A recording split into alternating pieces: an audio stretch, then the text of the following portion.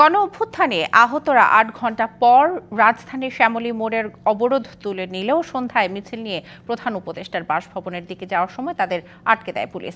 বাধা পেয়ে তারা হোটেল ইন্টারকন্টিনেন্টালের সামনে অবস্থান নিয়েছে। শ্যামলীতে দিনভর সড়ক অবরোধের ফলে কয়েকটি সড়কে যান চলাচল বন্ধ হয়ে যায়। এতে যানজটের সৃষ্টি হয়ে সীমাহীন দুর্ভোগে পড়েন নাগরিকরা। এদিকে উপদেষ্টারা জানিয়েছেন, আহতদের সারা জীবন চিকিৎসা, চাকরির ব্যবস্থা এবং শহীদ পরিবারকে আজীবন ভাতা দেওয়ার নীতিমালা তৈরি হচ্ছে। জুলাই গণ অভ্যুত্থানের পর পেরিয়ে গেছে ৬ মাস, কিন্তু অনেক আহতই এখনো উন্নত চিকিৎসা সহ রাষ্ট্রঘোষিত ভাতা বা আর্থিক সাহায্য পাচ্ছে না। দেয়া হয়নি সবাইকে রাষ্ট্রীয় সম্মানও।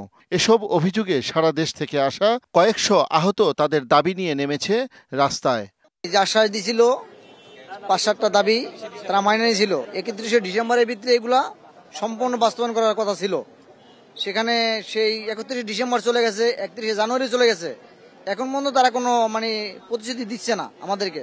বলে বর্তমান যে লাইফটা আছে এটা আল্লাহ পাক রব্বুল আলামিনের এটা বোনাস লাইফ নিয়ে বাইসে আছি।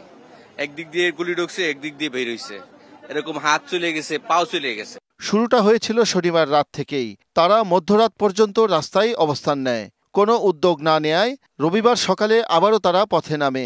মিরপুর রোডের উপর শ্যামলী শিশু মেলার সামনে অবস্থান নিয়ে অবরোধ করে ৩ দিকের রাস্তা। বন্ধ হয়ে যায় গাবতলী থেকে শ্যামলী, শ্যামলী থেকে আগারগাঁও এবং শ্যামলী থেকে আসাদ এভিনিউ পর্যন্ত গুরুত্বপূর্ণ রাস্তা। দিনব্যাপী অবরোধে তৈরি হয় তীব্র যানজট। চরম দুর্ভোগে পড়ে হাজারো মানুষ। গন্তব্য ছিল আপনার পাটুরিয়া ঘাট, তো সকাল 10টা থেকে এখানে বসে আছি আমরা। এত 11টা ধরেন 6 ঘন্টা ধরে বসে হয়েছি, এখন তো প্রায় 5টা, সাড়ে 5টা বাজে। দিনব্যাপী সড়ক অবরোধের পর সন্ধ্যায় অবরোধ তুলে নেয় তারা। পরে মিছিল নিয়ে প্রধান উপদেষ্টার বাসভবনের দিকে হোটেল ইন্টারকন্টিনেন্টালের সামনে তাদের আটকে দেয় পুলিশ। পরে সেখানেই অবস্থান নেয় আন্দোলনকারীরা।